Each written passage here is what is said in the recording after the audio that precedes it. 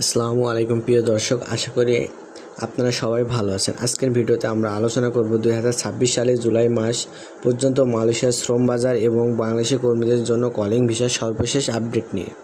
তো অনেকে জানতে চান মালয়েশিয়ায় কি পুরোপুরি খুলে গেছে কিনা, নতুন করে কর্মী নেওয়া হচ্ছে কিনা, কবে থেকে আবেদন করা যাবে এবং এখন কি প্রস্তুতি নেওয়া উচিত। আজকের ভিডিওতে আমরা এই বিষয়ে নির্ভরযোগ্য তথ্যের ভিত্তিতে বিস্তারিত আলোচনা করব। তো গত কয়েক মাস ধরে বাংলাদেশ ও মালয়েশিয়ার মধ্যে শ্রম বাজার পুনরায় চালুর বিষয়ে ধারাবাহিক আলোচনা চলছে। দুই দেশের উচ্চ পর্যায়ে বৈঠকে বাংলাদেশ সরকার মালয়েশিয়াকে যত দ্রুত সম্ভব শ্রম বাজার পুনরায় চালুর অনুরোধ জানিয়েছেন।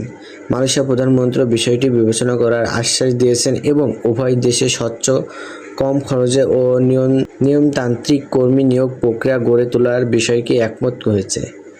এর আগে 2024 সালে মালয়েশিয়ার শ্রম বাজার বাংলাদেশি কর্মীদের জন্য কার্যত বন্ধ হয়ে যায়। এরপর থেকে হাজার হাজার কর্মী অপেক্ষায় ছিলেন। 2026 সালে একাধিক বৈঠকের পর বাংলাদেশ সরকার পক্ষ থেকে জানানো হয়েছে যে শ্রম বাজার পুনরায় চালুর ব্যাপারে ইতিবাচক অগ্রগতি রয়েছে এবং উভয় দেশ দ্রুত সমাধানের চেষ্টা করছে। জুলাই 2026 পর্যন্ত সর্বশেষ গুরুত্বপূর্ণ বিষয় হলো শ্রম বাজার নিয়ে ইতিবাচক আলোচনা চললেও এখনও এমন কোনো সরকারি ঘোষণা প্রকাশিত হয়নি। যেসব ধরনের বাংলাদেশি কর্মীদের জন্য সাধারণ কলিং ভিসা সম্পূর্ণভাবে চালু হয়ে গেছে, তাই সামাজিক মাধ্যমে আজ থেকে ভিসা চালু বা সবাই আবেদন করতে পারবেন এই ধরনের কোনো খবর অবশ্যই সতর্ক থাকবেন এবং সরকারি ঘোষণার জন্য অপেক্ষা করবেন। সরকারি পর্যায়ে আরও বলা হয়েছে, ভবিষ্যতে কর্মী পাঠানোর ক্ষেত্রে আগের মতো সিন্ডিকেটের উপর ব্যবস্থা কমিয়ে আরও স্বচ্ছ নিয়োগ পদ্ধতি চালুর চেষ্টা করা। তো একই সঙ্গে কর্মীদের বিদেশে যাওয়ার খরচ কমানো এবং দক্ষ কর্মীদের অগ্রাধিকার দেওয়ার বিষয়ে আলোচনা হয়েছে। আরেকটি গুরুত্বপূর্ণ বিষয় হলো মালয়েশিয়া ভবিষ্যৎ প্রযুক্তির নির্ভর বা ডিজিটাল ব্যবস্থা চালুর পরিকল্পনা করতে, যাতে নিয়োগ প্রক্রিয়া আরও স্বচ্ছ হয় এবং মধ্যস্বত্বভোগীর ভূমিকা কমে। এতে প্রকৃত কর্মীরা উপকৃত হতে পারেন যদি পরিকল্পনাগুলো বাস্তবায়ন হয়। তো বর্তমানে বাংলাদেশ উৎপাদন শিল্প, নির্মাণ খাত, পাম অয়েল বাগান, সেবা খাত এবং কিছু কারিগরি পেশায় বিদেশি কর্মীর প্রয়োজন হয়েছে। তবে নিয়োগ হবে মালয়েশিয়া নীতিমালা এবং অনুমোদিত চাহিদার ভিত্তিতে। তাই কোনো ব্যক্তি বা এজেন্সি যদি নিশ্চিত ভিসার নামে অগ্রিম বড় অঙ্কের টাকা দাবি করে তাহলে অবশ্যই সতর্ক থাকবেন।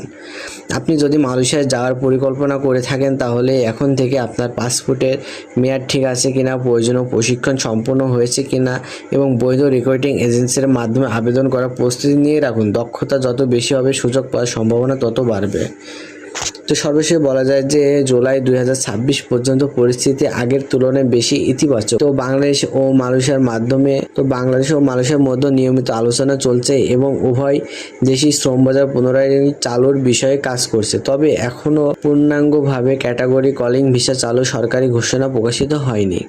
তাই গুজব বা ফেসবুক পোস্টের উপর নির্ভর না করে সরকারি তথ্য অনুসরণ করুন ও নতুন কোনো আনুষ্ঠানিক সিদ্ধান্ত প্রকাশ হলে সেটি হবে মালয়েশিয়ায় যেতে আগ্রহী বাংলাদেশিদের জন্য সবচেয়ে গুরুত্বপূর্ণ আপডেট। তো প্রিয় দর্শক, আজকের ভিডিওটি এ পর্যন্তই ছিল। তো মালয়েশিয়া জুলাই 2026 এর সর্বশেষ আপডেট। যদি ভিডিওটি আপনার কাছে ভালো লাগে তাহলে অবশ্যই একটি লাইক দিন, বন্ধুদের সঙ্গে শেয়ার করুন এবং প্রবাস ও বিদেশি চাকরি সংক্রান্ত নির্ভরযোগ্য সর্বশেষ খবর পেতে আমাদের চ্যানেলটি সাবস্ক্রাইব করে পাশে বেল আইকনটি অন করে রাখুন। তো সবাই ভালো থাকুন, সুস্থ থাকুন, আল্লাহ হাফেজ।